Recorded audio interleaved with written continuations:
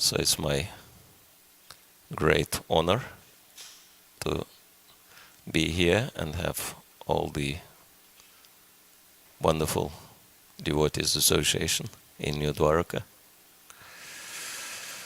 So with all of your blessings, we will be reading from the first canto of Srimad Bhagavatam, chapter 17 and text 16. Om Gyantimirandasya Gyananjano Shalakaya Chakshuran Militam Yana Tasmai Shri Gurave Namaha Shri Chaitanya Manobhishtam Stapitam Yena Bhutale Swayam Rupa Kadam Mayam Dadati Swapadantikam Panchakalpatarubhyascha Kripa Sindhu Bevacha Patitanam Pavanebhyo Vaishnavebhyo Namo Namaha Shri Krishna Chaitanya Prabhu Nityananda Shri Advaita Gadadhar Shivasadi Gaur Bhakta Vrinda Hare Krishna Krishna Krishna Hare Hare Hare Rama Rama Rama Hare Hare Budaya Mahat Prema Puro Vibhur Nirmaikshadeyada Mushapurusha Bhunteganan Sudasa Sudasudmakalam Krishishta Bhagavan Vacham Sive Om Namo Bhagavate Vasudevaya Om Namo Bhagavate Vasudevaya Om Namo Bhagavate Vasudevaya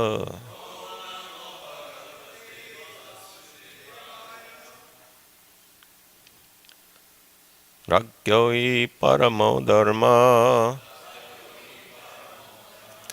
Ragyoi Paramo Dharma Swadharma Stanupalanam Swadharma Stanupalanam Shasato Nyanyadha Shastram Shasatonyanyadha Shastram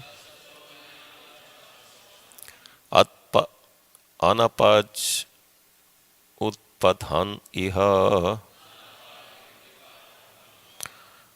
Anapaj Utpadhan Iha Ragyohi Paramo Dharma Swadharma Stanupalanam Shasato Nyanyadha Shastram Anapajut Padhaniva. Hare Krishna.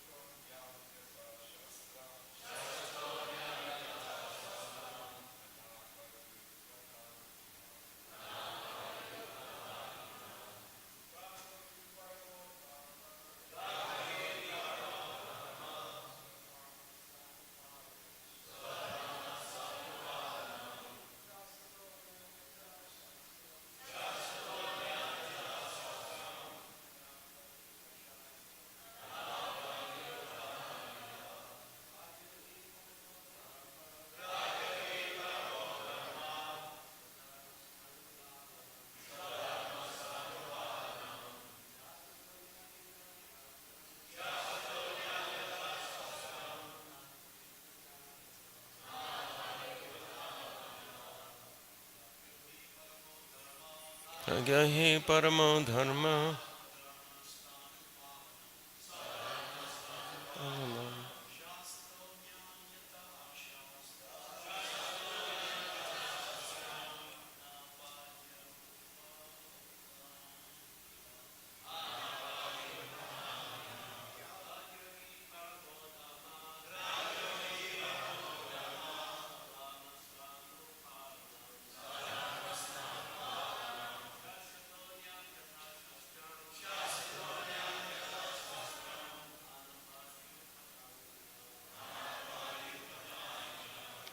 Ladies, please.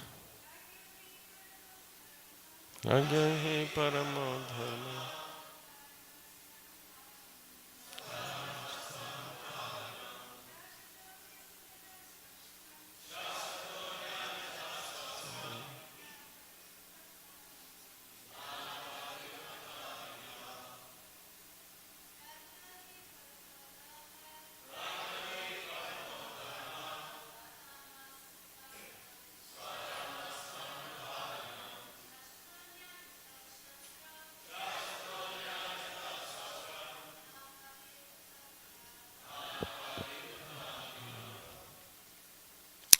Synonyms: Ragya, of the king or the executive head. He, certainly. Paramaha, supreme. Dharmaha, occupational duty. Swadharmasta, one who is faithful in his prescribed duty. Anupalanam, giving protection always. Shasataha, while ruling. Anyan, others. Yadha, according to. Shastram, rulings of scriptures. Anapari, without danger. Utpatan, persons going astray. Iha, as a matter of fact. Translation purported by His Divine Grace A.C. Bhakti Swami Srila Prabhupada Ki Jai. The supreme duty of the ruling king is to give all protection to law-abiding persons and to chastise those who stray from the ordinances of the scriptures in ordinary times when there is no emergency.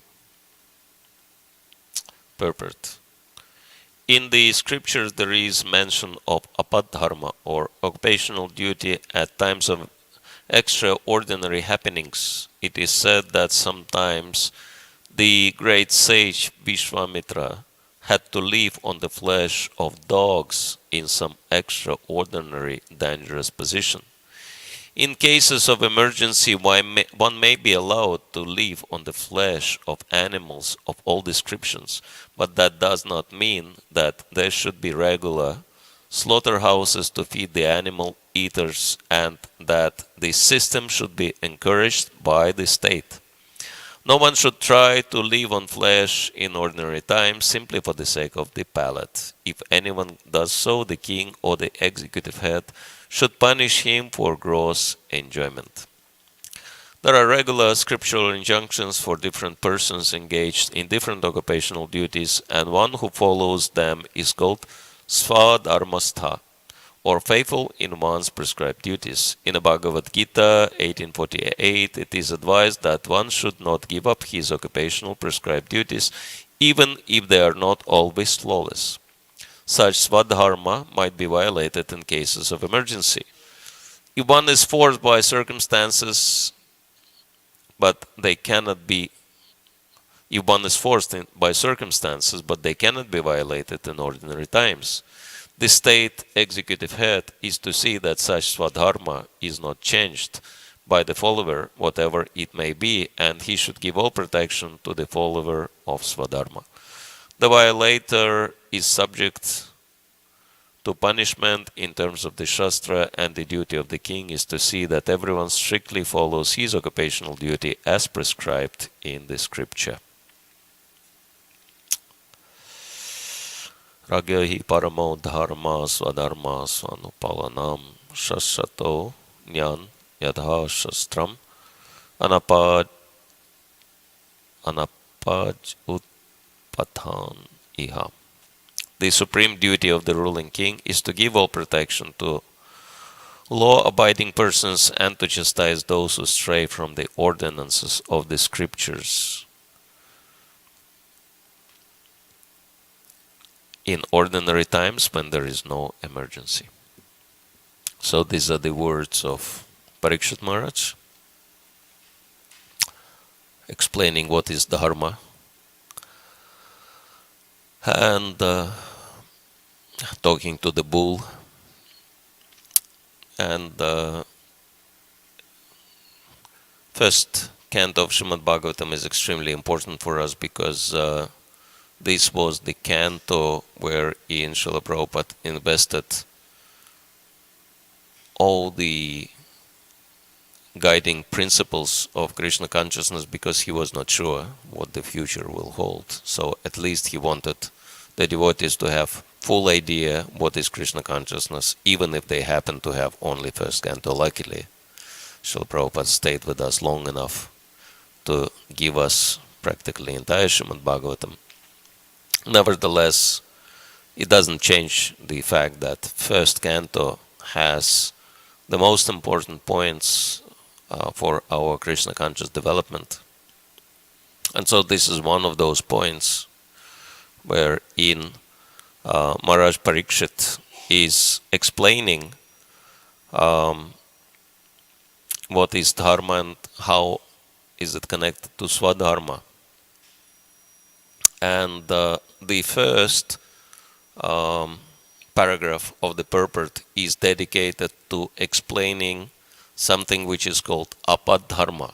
Apadharma means duties in extraordinary or emergency circumstances, meaning that something which is acceptable in extraordinary circumstances is not acceptable in ordinary circumstances. And he specifically gives example of meat eating, that it can actually be allowed. Of course, not the cow flesh eating, but eating of some lower animals can be allowed in extraordinary circumstances. And so we can see that principle is very clearly manifest in other scriptures as well, and of course in terms of religious heritage. We only have two major divisions in the Western, all over the planet, and these are Abrahamic and Indian religions, right? There are three Abrahamic religions: Christianity, Islam, Judaism, and there are two Indian religions, Hinduism and Buddhism. This is at least according to the modern scholars of religion. And so you can see that even in Abrahamic religions, the common scripture for all is Old Testament. And so the very beginning, Genesis, actually this is how it opens, right? That it says that God gave man fruits and seeds, vegetarian food, right? And so this is how God wanted human beings to subsist. But then you can see there was a flood, and then after the flood, God said, okay, you can eat certain types of animals. And the logic is pretty clear that after the flood, what do you have? There is nothing growing, right? It's really emergency circumstance. And so in the emergency, yes, you can actually have some animals. But, you know, emergency is different from regular circumstances. And so there is a rule and there is exception. But when you bring up this argument with Christians, they say, you know, but God haven't cancelled the exception, so we still follow it. But, you know, it's like, it requires little intelligence to follow, to abide by the rules of the Supreme Lord. And that's why, because people are not really intelligent enough, it was meant, it was established that the rulers, the political leaders, administrators, they're supposed to make sure that people are not cheating. Because actually it is cheating. Okay, that I follow the exception because there was no cancellation of the exception, but the real reason is that I want to enjoy, right? And make an excuse that, okay, there was an exception, so I still follow it. But then there should be administrative or political leader who would say that no, that you cannot do that. Unfortunately, in Kali Yuga the standard is dropping, and even administrative or political leaders, they have no idea what is Dharma, what is Adharma. Rather, they support Adharma for a simple reason, because Adharma in Kali Yuga makes them popular. And they can have the opportunity to be re-elected again, and so they are happily degrading together with their constituencies. And yeah, it's very sad. Srila Prabhupada actually said, he was so strong on this point that he was saying that meat eaters can never understand God, right? And actually what's happening in the world is really sad, because actually meat production is much more expensive than vegetarian food. Naturally, because so much grain you have to feed to the livestock and all. And so meat's supposed to be very, very expensive. But then how come that meat is so affordable and everyone can buy it? And sometimes actually the meat preparation in some restaurant or whatever eating place is costing less than vegetarian preparation. One time we were in Japan traveling from Tokyo to Osaka, and we had a little break at the place where, you know, they have all these shops and everything else. And so one devotee pointed out to me, in the local cafeteria, they were selling meat and vegetarian preparation, and the cost of the meat preparation was cheaper than vegetarian preparation. And I was really surprised. I said, how this is possible?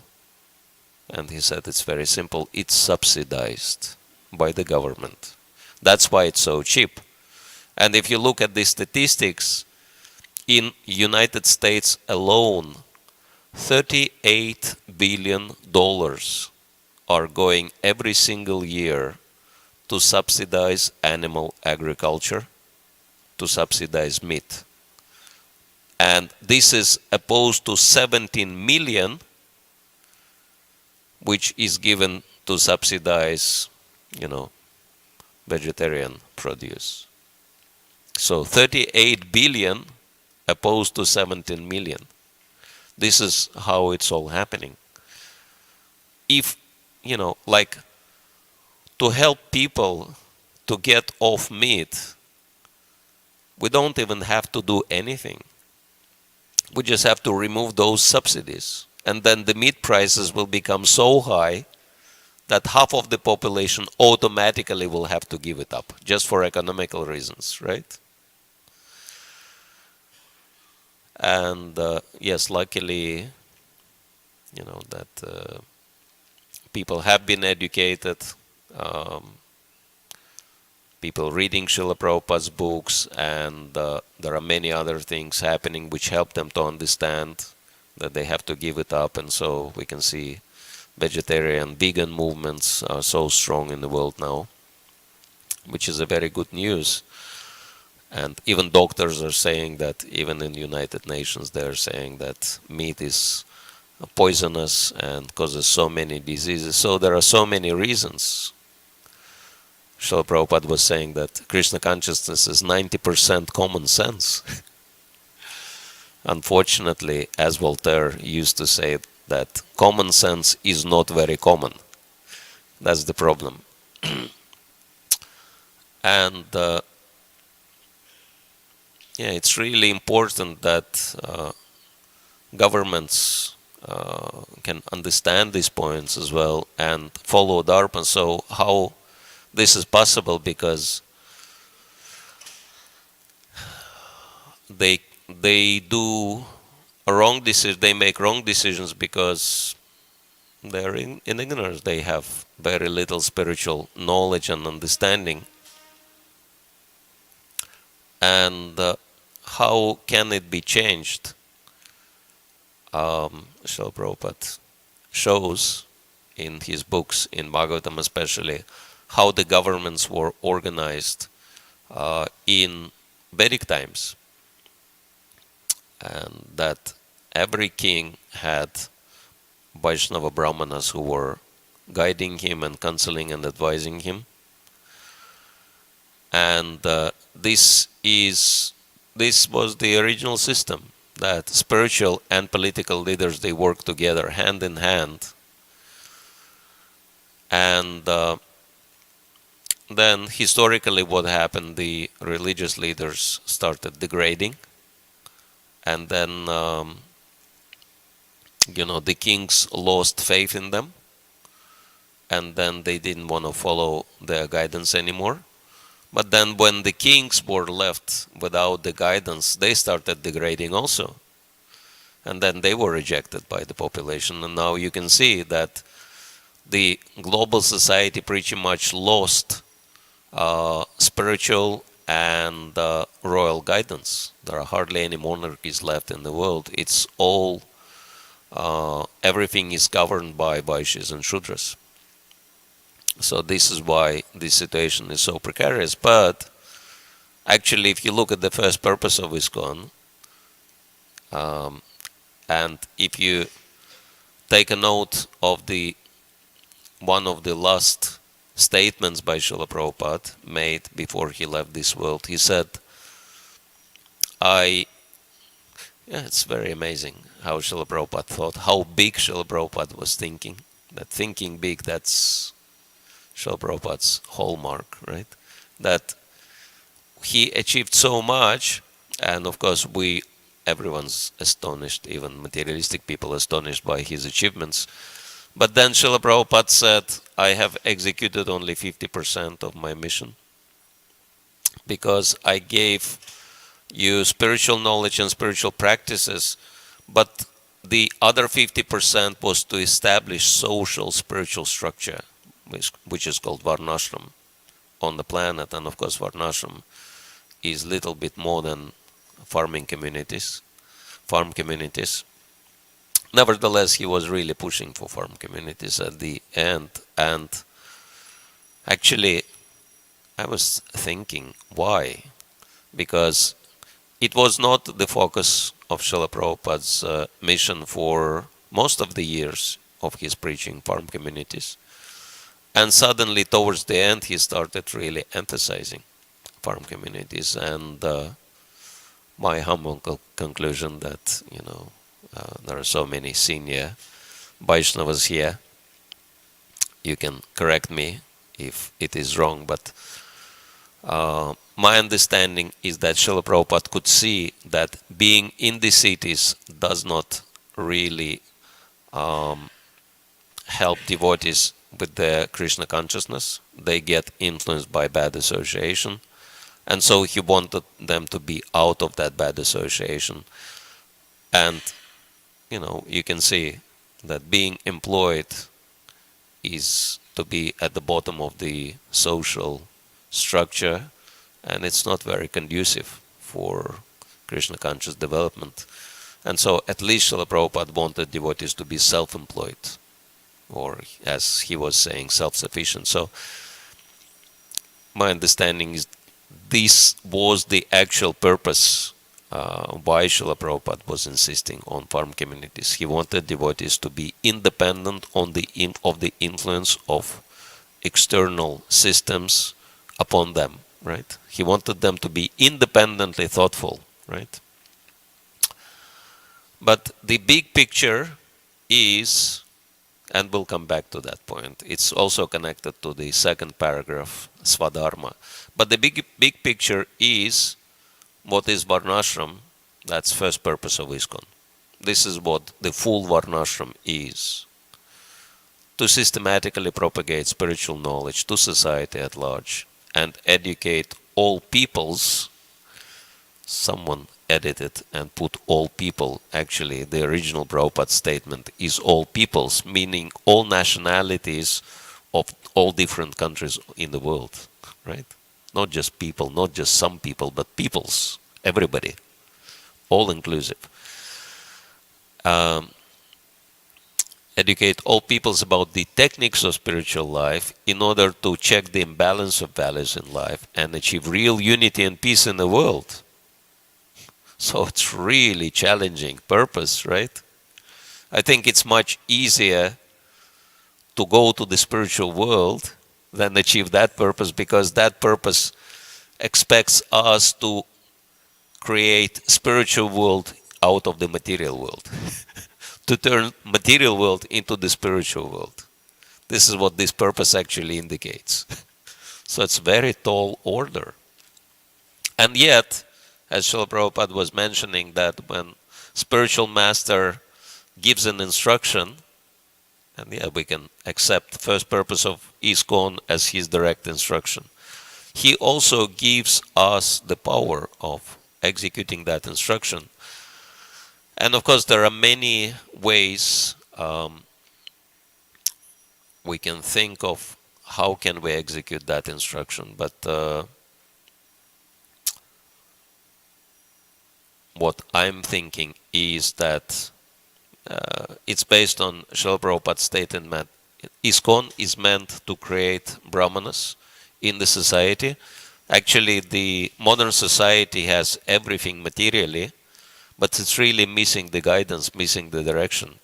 And so he expected ISKCON to be the training facility to make people into brahmanas, not just, ritualistic performers, but actually the spiritual heads of the world, people who have the qualification to advise to the government heads of different countries in the world.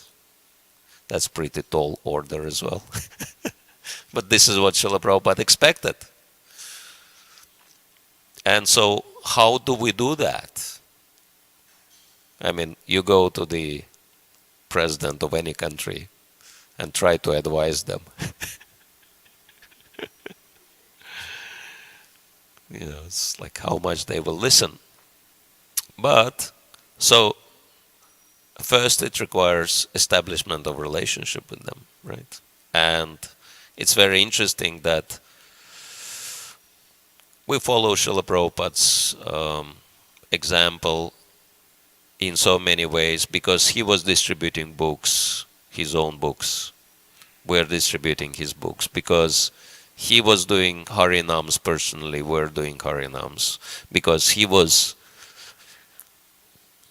distributing prasadam, we're distributing prasadam. But there are two other things which he was doing very, very regularly and was really focusing on these things. And these two are interfaith relations and government relations. And they are under the common category of communications. He was doing them very, very regularly because he saw these two as important components to achieve the first purpose of ISKCON, apparently. And unfortunately, these two are not given that kind of priority we're giving, to other activities. But nevertheless, these two are very important. Because, again, my humble understanding is that sincere followers of any tradition can become our partners in achieving common goal, which Srila Prabhupada established as creating God-conscious society. And he was actually saying about this, let's work together to establish God consciousness in the society. And again, government authorities can be a huge support or facilitation for us to do things on the scale by which so many people can get Krishna consciousness. And I have small experience of that when I was in charge of one community in Russia. And then yeah, we established relationship with the local city administration. We were going there and, like giving them whatever, some Prabhupada's books, prasadam, some incense, some little gifts, and talking with them. And then the assistant mayor, he was very favorable to us. And then we started inviting him to our festivals. And he was really appreciative of it. And that we've used that leverage. We've used his disposition to get permissions for harinams, for different things, etc., as we normally do, right? Taking advantage. But then at one point, I've taken one course. A couple of senior devotees conducted a course on 7 habits of highly effective people by Stephen Covey, and it's quite interesting how well it is matching with our principles. And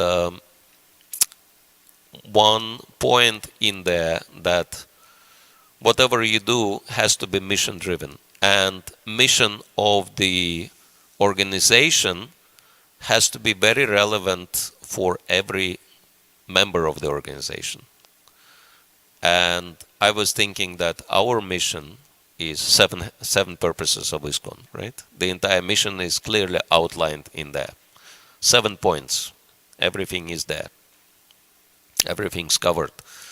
But then I was thinking, because it's been explained that, okay, there is, global mission of the organization, but how much it is relevant for on the local level and how much it is relevant for individual members. I mean, I don't want to even ask this question because there is such a low awareness of the 7 purposes of ISKCON that there are very few devotees. I'm sure in here there are more, like senior devotees, especially Prabhupada disciples, like Sovas Prabhu and others know the 7 purposes really well. But there are many, many ISKCON members who have no idea, even like, what did I join? What is ISKCON? What are the purposes of ISKCON? And so I was thinking that it's really important to discuss and personalize, customize the 7 purposes of ISKCON for local and individual level. And then once individual members own those purposes, they can really dedicate their lives to that. And then we spent some time discussing that. And we came up with customized statement, mission statement based on 7 purposes of ISKCON for our city. And it was really exciting for us. And then I was thinking, let me try it out and talk to the assistant mayor and introduce him that mission statement and see what he thinks about it. And then we came to his office and we said, and like his normal reaction was, okay, these guys had come to ask for something, right? They need me to do something for them. So he asked, so what can I do for you? Why did you come this time? What is it that you want? And I really surprised him. I said, actually, we came to you not because we want something from you, but because we want to help you in your work. You have that high responsibility, and actually our purpose is to help you with your responsibility. And he was really confused. He said, what do you mean? How can you help me? And he joked, he said, you want to help me? Okay, that I have so much of cleaning service to do, like trash removals and all. Would you be involved in that? He winked at us, and I said, we actually don't mind anything, but if you engage us according to our purposes, that will be much more effective. He said, what are the purposes? So I pulled out the mission statement and I said, you can read it. And you can see what we are good at, what we are specializing in. And in these things, we can really help you. You know, education, festivals, and creating unity and peace and all these things. So he started reading the mission, our mission statement, and he got really worried. He said, do you want me to become Hare Krishna? I said, not that fast. But we wanted your feedback. How do you think we can be useful for this city with our purposes? And then the miracle happened. He started telling us things we could never expect him to say. First, he was like a little hesitant, but I kind of pushed him. I said, come on, you've been to our festivals. You know us pretty well. You know what we're good at. So please tell us what can we be effective in working with the city. And he said, yes. Actually, when I come to your festivals, you create very amazing family atmosphere, which I never seen anywhere. It's very formal everywhere. So, we conducting our city festivals, but we cannot create that atmosphere. But you guys can do that. So I want you to take part in all city festivals. We'll organize it for you. And then I said, anything else? He said, yes. Your books are also very interesting, but not everyone can afford those books. There are some people who cannot pay, so let's think how to subsidize your books and make sure they're available for everyone with no restrictions in terms of price. I said, okay, anything else? He said, yes, and your food is so amazing. I think we should give you time on local channel so that you could actually do cooking classes on the TV so that all the people would learn how to make this food. And I was thinking, wow, my God, if we would ever ask these things, he would never offer it. But we just told him, think about it. How can you engage us? And then he started coming up with these things. And yes, next city festival, they put us right in the center of the equation. The big stage, our devotees were there doing cultural program, and so many, like hundreds of thousands of people attended that, and they all were pretty excited. And actually, they had very little interest to other things which were happening. And then, the time was coming to the end. It was already like late night, and so officially it was all over. We stopped activities on the big stage because the time was over. And then, while everything was wrapping up, we were doing Harinam on the side. And all the people from big stage, they came to Harinam. And they stood around Harinam. And we were thinking, okay, this is good, but then we've done half an hour of Harinam, and we thought, okay, let us go home. But then people started shouting, where are you going? We want festival to continue.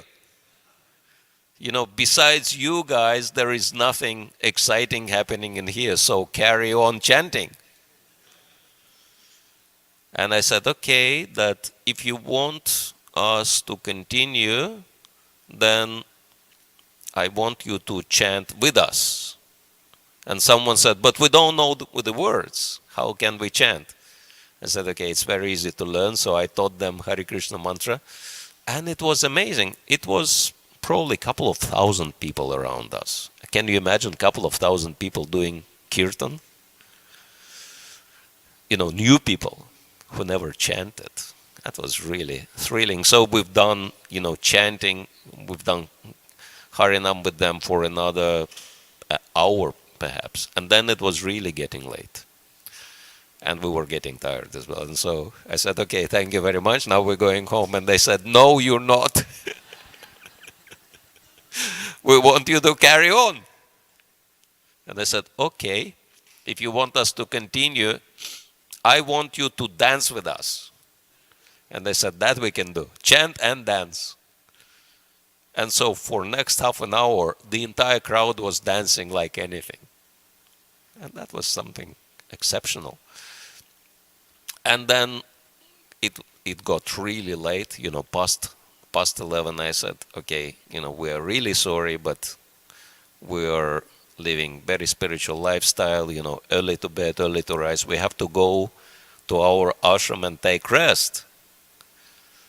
And one girl said, we want to go with you. We want to stay with you. And I thought it's a joke. I said, okay, you can come with us. We are going now. You can come with us if you want. And so we just turned around, and with Harinam we started walking. And I thought they stayed back. But when I turned around, I saw that all these thousands of people are following us, chanting and dancing along the way. And I'll be honest, I was horrified. I was thinking, they will come to ashram, what we will do? So we actually, believe it or not, we had to run at the top speed just to, get separated from them, etc. So I was thinking, this is an example of what is possible if we achieve what Srila Prabhupada recommends at the end of this amazing chapter.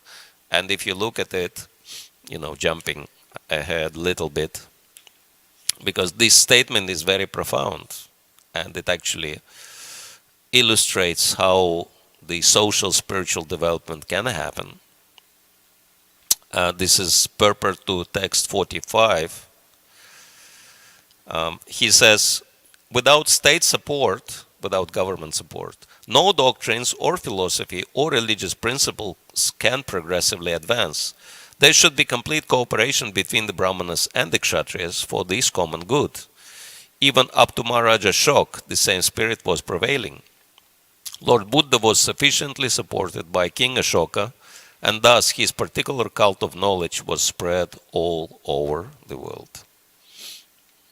And so this is one important aspect, and the other one is Swadharma. And it's very interesting that this particular verse is repeated almost verbatim in Bhagavad Gita twice. Shayan Swadharma Vigunan Paradam Matsvanushtitat. First time it comes in third chapter. I believe it's text 335, if I'm not mistaken. And then Prabhupada highlights second time when Krishna says that in 1848. And so, it's much better to execute duties Swadharma Vigunan according to your nature. All of us have specific nature. Each and every one of us is different, and we have specific qualities and specific abilities. And so if we totally focus on that only and do that only, you'll be very, very successful. And if you engage that in the service of the Lord, you'll get eternal benefit yourself, and you will benefit eternally everybody else. So there's a few thoughts. Of course, it's a big subject matter, but I'm sure there are many devotees here who could comment or yes. Vijay Prabhu. Which city was that in? Chelyabinsk. Russia. Yeah, Urals, yeah. Yes, Archita Prabhu. Jai Maharaj, thank you for a very, very thought-provoking presentation. Hare Krishna. Thank you. Welcome. Just on the editing note, because it's become, almost dangerously manifest that people attack the BBT editors. People? And so, devotees are fomented to attack the BBT editors unnecessarily. So this business of peoples and people, it's actually the same. Peoples is an archaic way of saying people.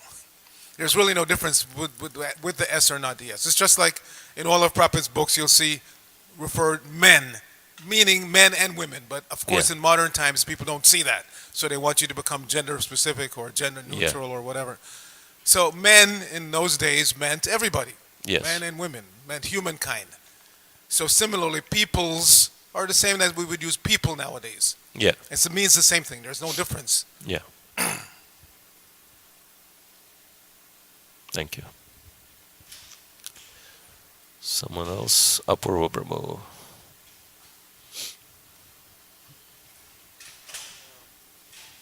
I like that example you gave about Prabhupada is doing book distribution, prasadam distribution, etc.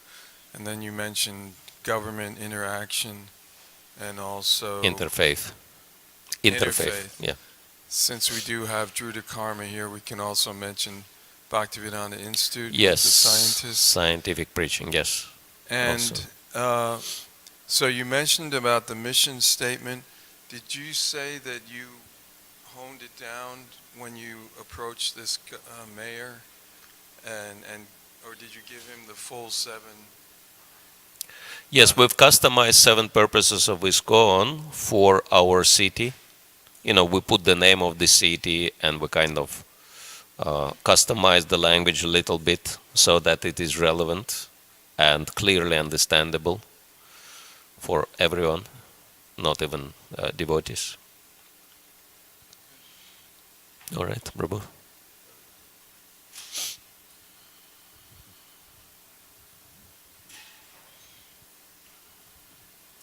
Maharaj, I totally agree with what you have said, because I do not know in this audience if people know that we are having, obviously we know that there's a huge immigration issue going on right now in the United States, but there's an organization called BCFS, which basically stands for, BCFS stands for the church, just trying to remember, we have the Anglicans and we have the Catholics, and we have in the Protestants we have they start with B. Baptists. Baptists, yeah. So it Yeah. actually starts for the Baptist Christian Society. And what they are doing, that they are specializing in how to deal with migrant children. And they are being paid by the government, by the federal government of the United States of America, millions of dollars to take care of this situation. So what happens when the children are being separated? Because I have a hotel, I have a facility which the BCFS has rented on a month-to-month basis.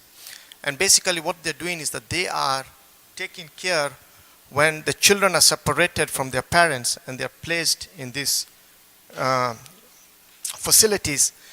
The government does not have the capability to actually handle this. So the Baptist church has trained and has reached out to the government and has told the government, we have the capability to be case managers to deal with this situation.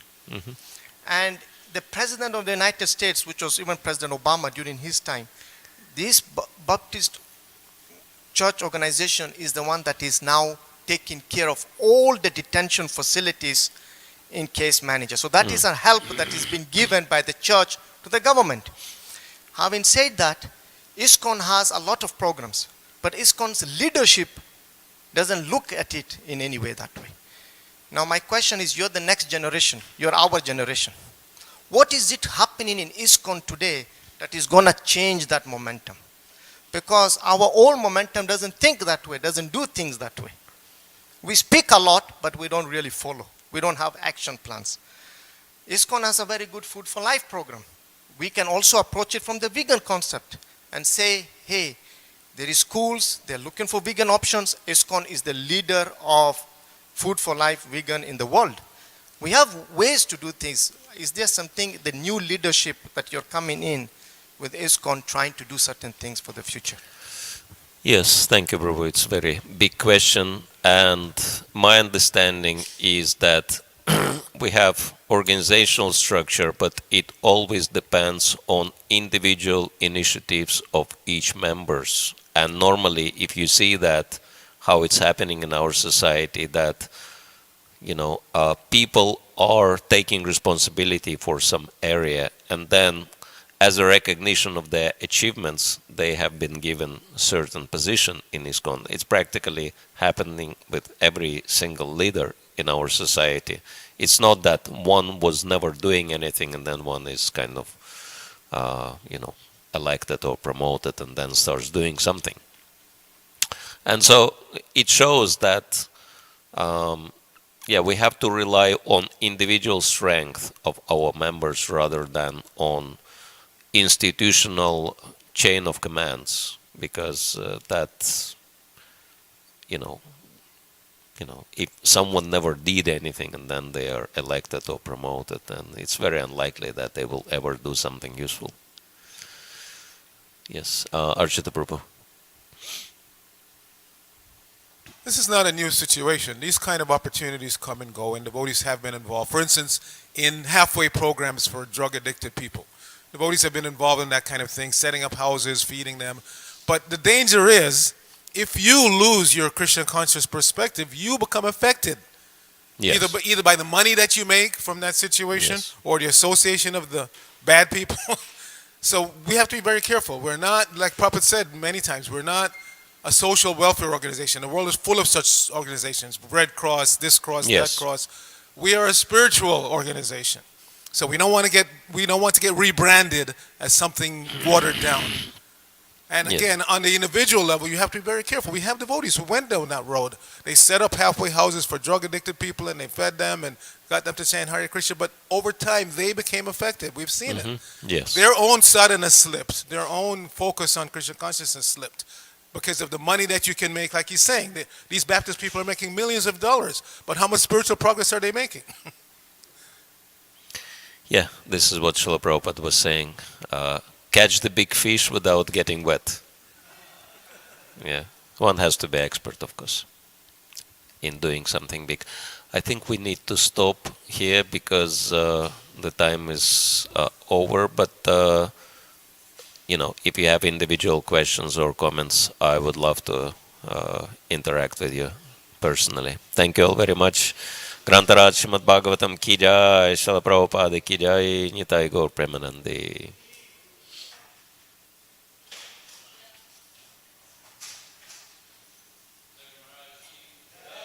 Samaveta Bhakta Vrinda ki jai.